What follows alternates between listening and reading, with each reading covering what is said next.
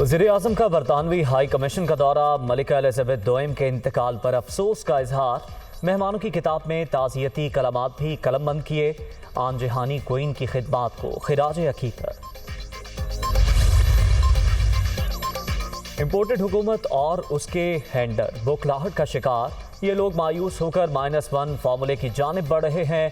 कौम PTI के साथ खड़ी है। कल गुजरांवाला में इख्तिलाफ अमल का ऐलान करूंगा, इमरान खान का ट्वीट।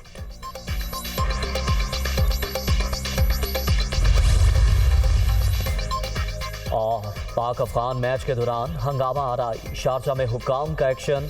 पाकिस्तानी और अफगानिस्तानी तमाशाइयों को 3-3 हज़ार दिरहम के भारी जुर्माने, डिपोर्ट करने की भी वार्निंग।